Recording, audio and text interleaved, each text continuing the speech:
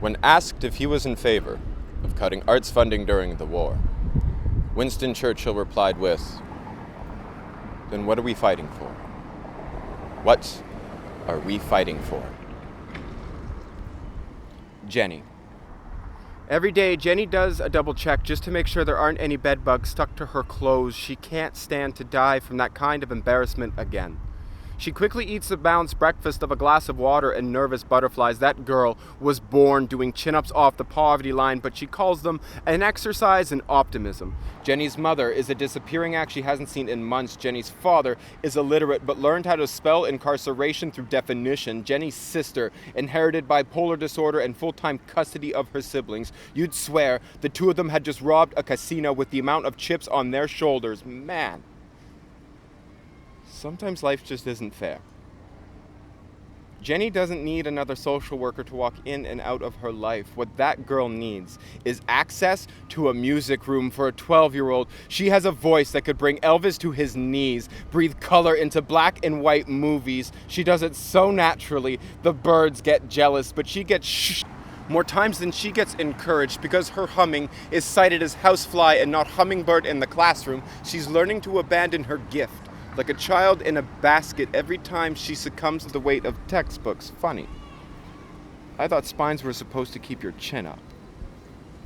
Michael. Michael was born with more energy than the Energizer Bunny marching band parade, playing Flight of the Bumblebee at 10 times the speed. He loves dinosaurs, wants to have a collection of red bicycles, and his mother just realized he put his pants on backwards every day. Michael eats a balanced breakfast of regurgitated cognitive behavioral therapy and Adderall, hops on the school bus and shrinks like a drying sponge trying to take itself out of sight. Michael was taught that spectrum means light, but his spectrum diagnosis makes him feel like he belongs in the shadows, back of class, out of sight, out of mind. Michael does not need a higher dosage. What that boy needs is an art room. He can do figure skaters on canvas with a flick of his wrist, turn wet clay into marble statues, turn graphite into real life. But his doodles are considered an act of tax evasion in the land of paying attention, so he gets told to sit and to focus. He becomes a live wire, spitting sparks and sitting restless. He is proof that you cannot treat a masterpiece like a paint by number and expect the same results. Stacy.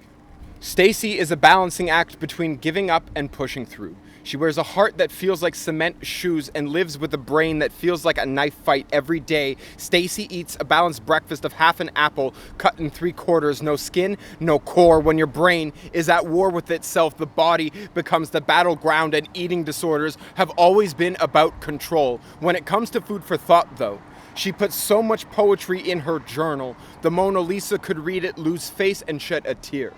Stacy does not need another guidance counselor to tell her what she is doing is wrong. What she needs is an audience, a chance to read what she has written in her journal, to have people bear witness to her struggle, to have them come up to her afterwards and say thank you for making me feel less alone.